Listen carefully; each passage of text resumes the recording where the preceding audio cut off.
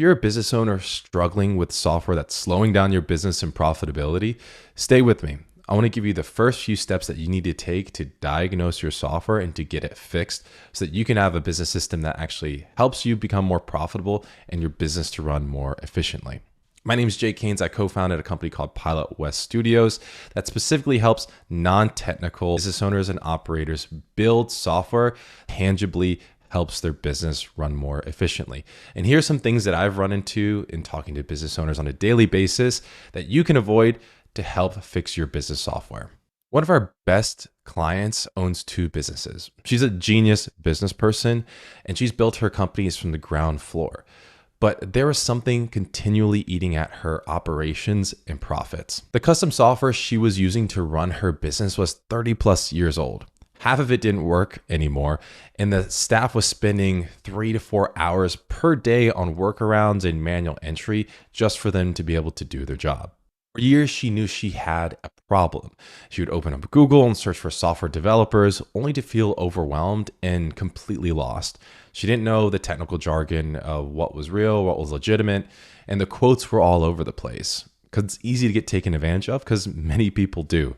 She told me business owners without IT departments need real conversations without industry lingo.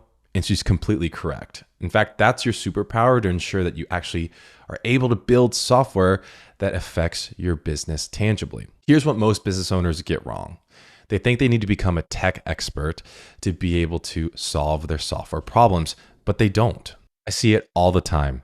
Business owners will write down a list of requirements and features that really have no ties to real business result and throw it into ChatGPT and ask it to spit out some project requirements for their software. So then AI creates this huge proposal that is completely devoid of any business result and it's suggesting generic technical requirements.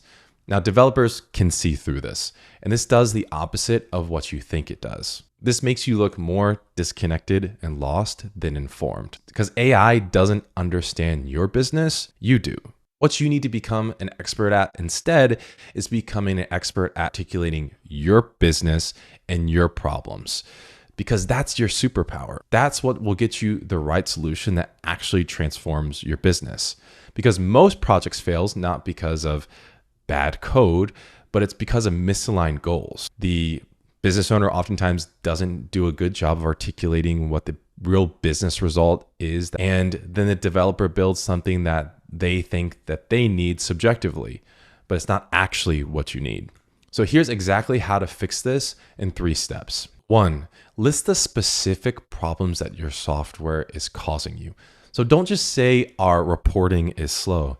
Instead, list the broken feature, the resulting problem, and the business result. So instead, this could look like when we load our sales reports, we have to export it from one software, upload it into a separate one, and then we have to wait 10 minutes for it to process per report.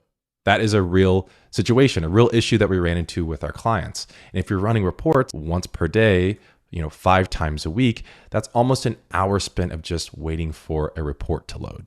Step 2, document the workarounds and manual work. So show exactly what your team does manually and in workarounds and time it. So if Sarah, your employee, is spending 2 hours in Excel and manually entering data, write that down.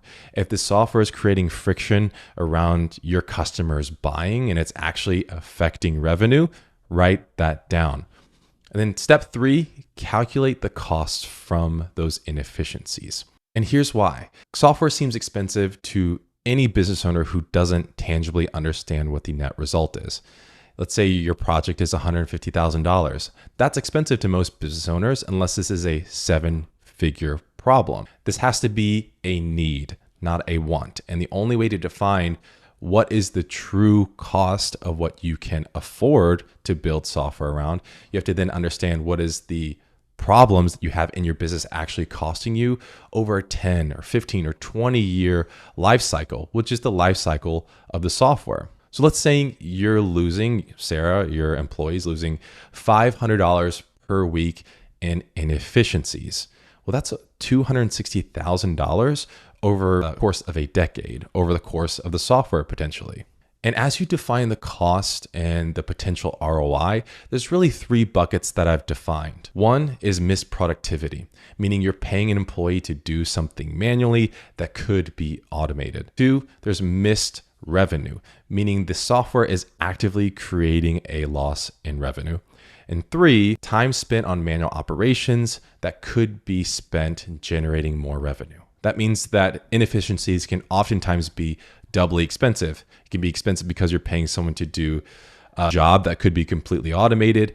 And then two, it's doubly expensive because then those people are spending time on doing manual work instead of actually generating revenue. If you're a small shop, that can oftentimes be the case for you. And actually talk about how to break this down in our real cost calculator and the business owner's guide to building real software that affects your business. So it breaks this down in a really easy way to see on revenue impact, missed opportunity, and total annual cost. And then it goes over how you can calculate what you can actually afford and what the tax implications are as well. I'll link that below. And this all may seem a little simplistic, but it's very vital if you're going to build software for your business for you to articulate these problems and the net result on your business, because this becomes the North Star, so to speak. Whenever we work with a client, we work with them to define what are the problems, what are the tangible problems in their business, and what is the net result within their business. What is the time or money affected within the business with these inefficiencies? It's vital because that becomes your North Star. You don't need to tell a software developer or an expert how they need to build the system. You instead need to articulate what the problems are and what the North Star is that you guys can get aligned on. Because if you can sit with them and say, if you can solve in my business, my employee Sarah spending 2 hours of manual entry per day, then that allows you to be able to head in the same direction so that the software developer, as they're creating the software, they can look back and see, well, how is Sarah's job effective on a daily basis? If it's not affected much, then you're building software that's not doing its job, what you hired them to do. If you see that her time is cut in half, then you know you're on the right track. But when you clearly articulate these goals, you'll be able to find a developer who can actually give you accurate quotes and give you a software that actually solves your problems. You need to become an expert at explaining your business. That's how you get software that actually works.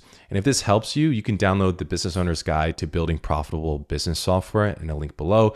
And if you read it and you still feel like you need some help and some clarity, we're happy to sit with you for an hour to help you articulate some of these things in a free consultation in a link below as well. Thanks so much for watching.